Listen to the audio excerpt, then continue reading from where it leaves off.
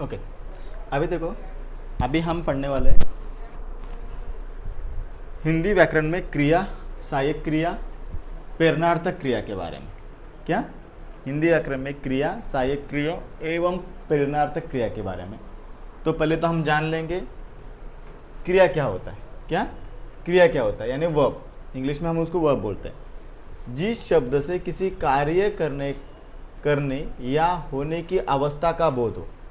जिस शब्द से किसी कार्य के करने या होने अवस्था का बोध हो उसे हम क्रिया कहते हैं।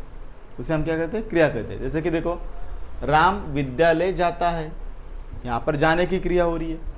सीता गीत गाती, यहाँ पर गाने की क्रिया हो रही है। बच्चा सो रहा है, यहाँ पर सोने की क्रिया हो रही है। फूल खिलने की क्रिया हो रही है।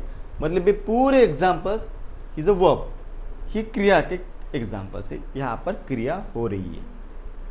यहाँ से हमें प्रेरित होता है, पता चलता है। अभी क्रिया के प्रकार है। क्रिया के प्रकार में आता है दो टाइप। एक आता है सकर्मक क्रिया, दूसरा आता है अकर्मक क्रिया।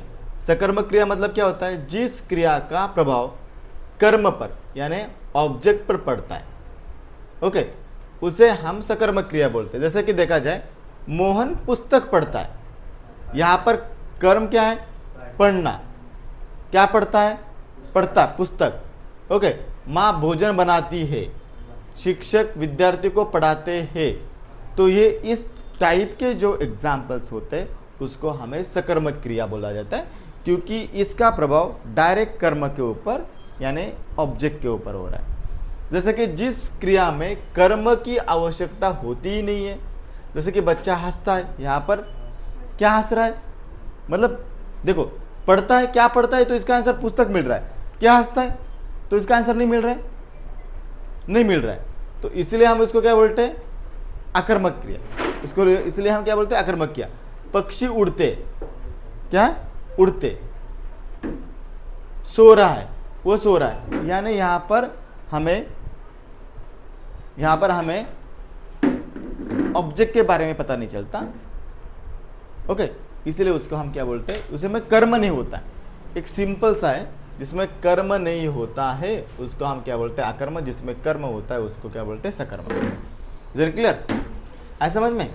जैसे कि यहाँ पर देखो, कुछ बदलाव होते हैं। पढ़ना, पढ़ाना, पढ़वाना, लिखना, लिखना, लिखवाना, खाना, खिलाना, खिलवाना, पीना, पिलाना, पिलवाना, बैठना, बैठाना, बैठवाना, चलना, चलना, चलवाना, सीखना, सिखाना, सिखवाना, करना, कराना, करवाना।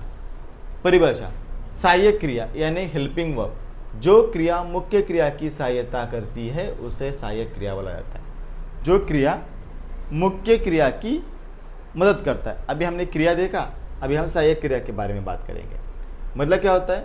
जो क्रिया मुख्य क्रिया की सहायता करता है उसे हम सहायक क्रिया बोलते हैं। जैसे कि सहायक क्रिया जनरली लास्ट में होता है। हूँ, है, था, थे, थी, होगा, रहे। इसको हेल्पिंग वर्ब। रही, चुके, चुका, सकती, सकता, चाहिए, पढ़े आदि। मतलब भी पूरे क्या है? सहायक क्रिया है।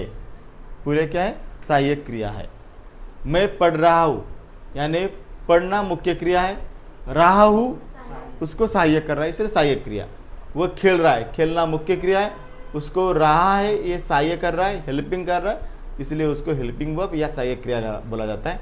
बच्चे आ मुख्य क्रिया है, गए सहायक क्रिया है।